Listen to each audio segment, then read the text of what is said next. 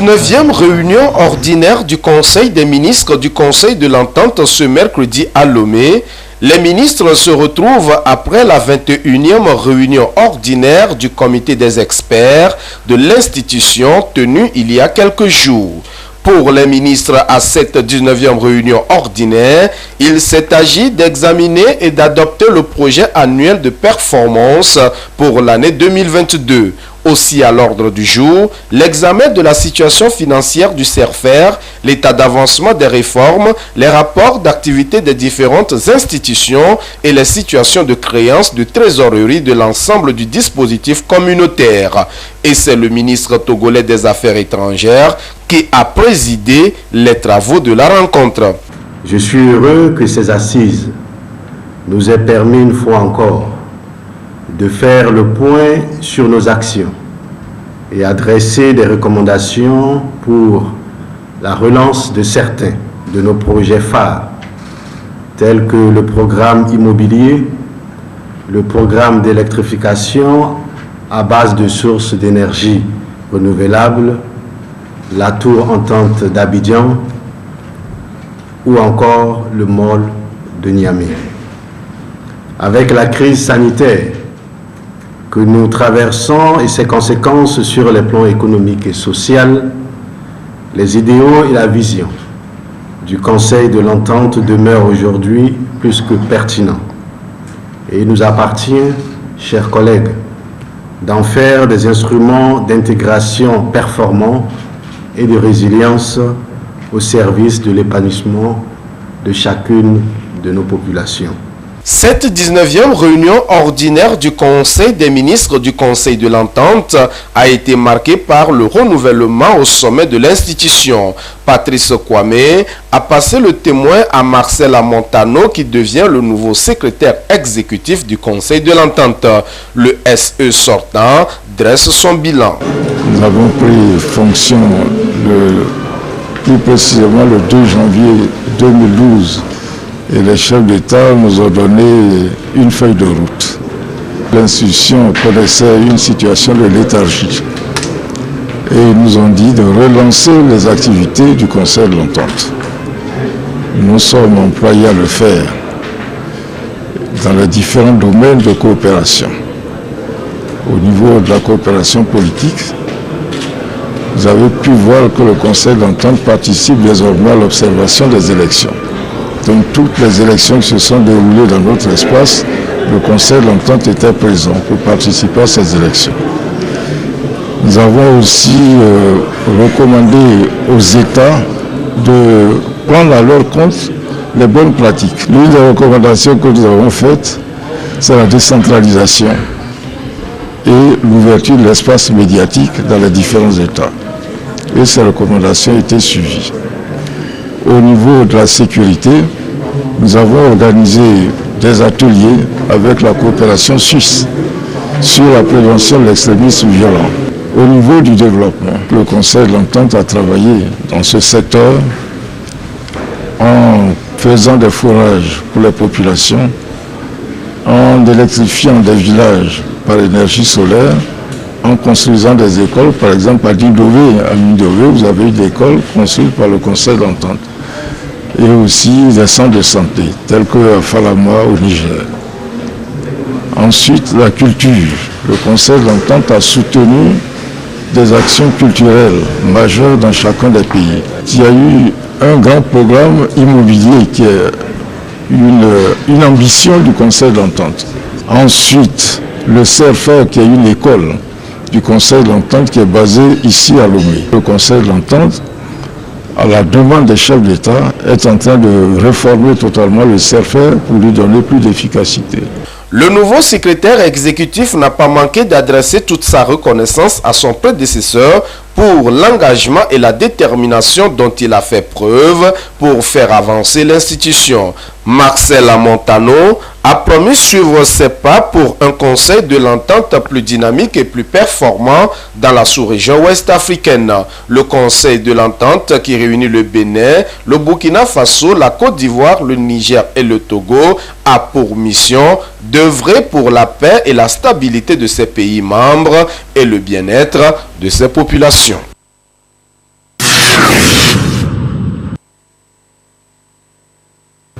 Communiqué final de la 19e réunion ordinaire du Conseil des ministres du Conseil de l'Entente. Le Conseil des ministres du Conseil de l'Entente a tenu sa 19e réunion ordinaire le mercredi 12 janvier 2022 à Lomé, en République togolaise, sous la présidence de son Excellence le professeur Robert Doucet, ministre des Affaires étrangères, de l'intégration régionale et des Togolais de l'extérieur. Le Conseil des ministres a pris acte de la nomination par le président en exercice de la conférence des chefs d'État et de gouvernement de M. le ministre Marcel Amontano en qualité de secrétaire exécutif du Conseil de l'Entente pour compter du 1er janvier 2022. Le Conseil des ministres a félicité le ministre Marcel Amontano pour sa brillante nomination et lui a assuré de leur soutien dans l'accomplissement de ses nouvelles missions. Le Conseil des ministres a rendu un vibrant hommage à M. le ministre Patrice Kwame, secrétaire exécutif sortant, pour son leadership remarquable à la tête de l'organisation depuis la relance de ses activités en 2012. Après examen des points inscrits à son ordre du jour, le Conseil des ministres a approuvé le rapport d'activité du secrétaire exécutif et le rapport du contrôleur financier au 30 septembre 2021. Le Conseil des ministres a adopté le projet annuel de performance PAP 2022 d'un montant de 2,76 milliards de francs CFA, conformément au document de programmation pluriannuelle de dépenses 2020-2022 du Conseil de l'Entente. Il a encouragé le secrétariat exécutif à engager la réflexion pour l'élaboration d'un nouveau plan stratégique 2023-2027, l'actuel plan arrivant à terme en 2022. En ce qui concerne le financement des programmes, le Conseil des ministres a recommandé au secrétaire exécutif d'accélérer l'élaboration de la stratégie mobilisation des ressources assortie d'un plan intégré de mobilisation des ressources afin de mieux coordonner l'ensemble des actions de mobilisation des ressources auprès des partenaires techniques et financiers. Le Conseil des ministres s'est réjoui du bouclage du financement par emprunt bancaire pour la construction de la tour Entente à Abidjan en Côte d'Ivoire avec un apport de 12 milliards de francs CFA de Coris Banque Internationale Côte d'Ivoire, 8 milliards de francs CFA de la Banque nationale d'investissement de la Côte d'Ivoire et 15 milliards de francs CFA de la Banque ouest africaine de développement. Le Conseil des ministres a donné son accord au président du Conseil des ministres pour la signature des lettres de confort du Conseil de l'Entente à Coris Banque Internationale Côte d'Ivoire et à la Banque nationale d'investissement de la Côte d'Ivoire à l'effet de constituer pour elle un élément de garantie classique. Le Conseil des ministres a par ailleurs noté les avancées enregistrées sur le projet du MOL de Niamey et a invité le secrétariat exécutif à accélérer la recherche des partenaires pour le bouclage du financement. Le Conseil a également pris acte de la manifestation d'intérêt du Burkina Faso pour la réalisation d'une tour à Ouagadougou. En ce qui concerne le Centre régional de formation pour entretien routier, CELFER, le Conseil des ministres a pris bonne note des rapports d'activité et des rapports financiers au 31 décembre 2019 et 2020, au 31 octobre 2021, ainsi que de l'état d'avancement de la réforme. Le Conseil des ministres a félicité le directeur général pour sa gestion et a salué le regain d'engouement pour les inscriptions des élèves au centre. Il a recommandé au directeur général de poursuivre les échanges sur l'ouverture du conseil d'administration du CFR au secteur privé, notamment les patronats des pays membres du Conseil de l'Entente. Le Conseil des ministres exprime sa gratitude à son Excellence, M. Faure Essozima Yassingbe, président de la République togolaise, président en exercice de la conférence des chefs d'État du Conseil de l'Entente, pour l'accueil chaleureux et fraternel, ainsi que les dispositions prises pour faciliter le séjour des délégations. Fait à Lomé le 12 janvier 2022, pour le Conseil des ministres, le président du Conseil, professeur Robert Doucet, ministre des Affaires étrangères, de l'intégration régionale et des Togolais de l'extérieur. Je vous remercie.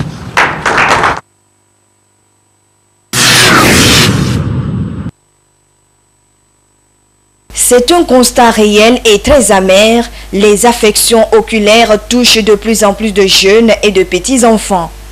L'hypothèse, plus l'on grandit, plus la vision diminue suite aux efforts répétitifs de vision, n'est plus d'actualité. Les problèmes des yeux n'attendent plus le nombre d'années. Les jeunes enfants et les jeunes adolescents en sont exposés.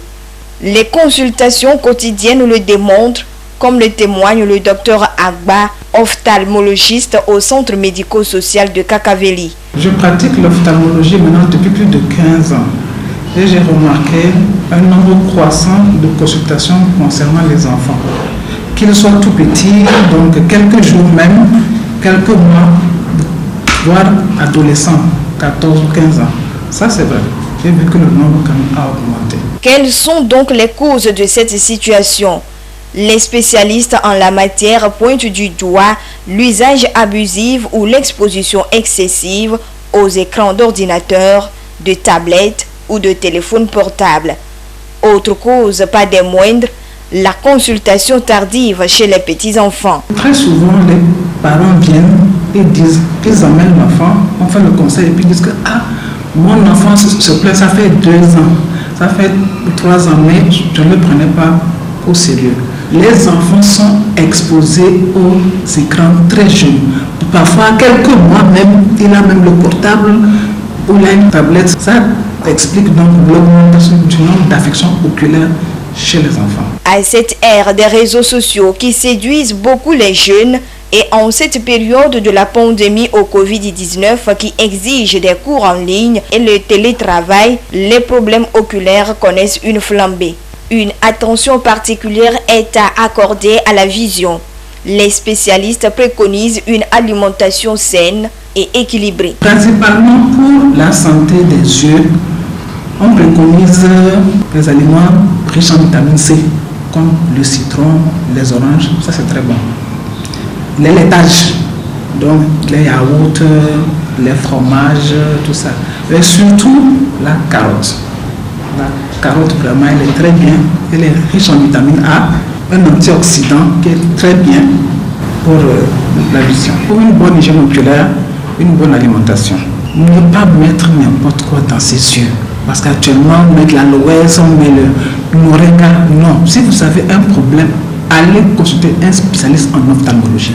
Ça vous évitera vraiment des dégâts qu'on ne peut pas réparer plus tard. Il faut éviter de trop rester sur son téléphone, écran. Il faut éviter ça. Il faut limiter donc l'exposition aux écrans également. Il ne faut pas laisser l'enfant peut-être 3 heures, 4 heures comme ça. Je pense que ce n'est pas une bonne chose. Les problèmes les plus récurrents sont entre autres l'amblyopie, la myopie, l'hypermétropie. Ces problèmes d'yeux peuvent entraîner une déficience visuelle, voire la cécité. Ainsi, le contrôle ophtalmologique régulier est important et surtout lorsque des symptômes surgissent. Il importe aussi d'intégrer les soins oculaires dans la couverture sanitaire universelle pour favoriser l'accès aux soins.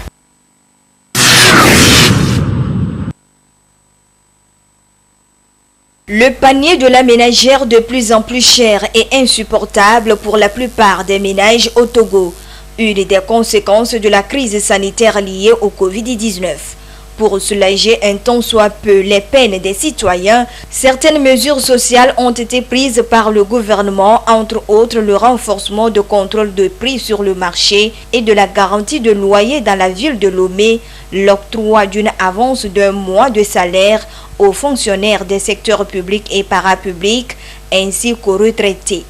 Suite à cette décision, l'association togolaise des consommateurs ATC réagit favorablement. L'ATC a pris acte de ces mesures. Elle encourage le gouvernement à faire plus. Pour le contrôle efficace des prix sur le marché, le numéro vert 8585 a été mis en place tout récemment par le ministère du Commerce.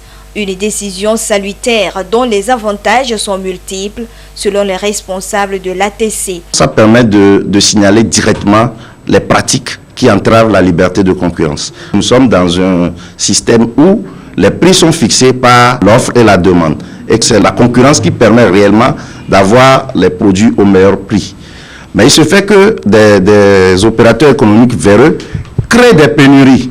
Donc avec cette ligne verte, les consommateurs avisés peuvent signaler ces genres de pratiques et permettre en sorte que les services techniques du ministère du Commerce ou des ministères sectoriels concernés puissent agir pour mettre fin à ces pratiques-là. Cela peut permettre d'agir sur les prix des produits que nous avons. Ça permet également, en dénonçant les produits avariés qui sont vendus sur le marché, de protéger le consommateur et la santé du citoyen togolais. Le gouvernement fait des efforts louables pour rehausser le pouvoir d'achat et améliorer les conditions de vie des populations togolaises.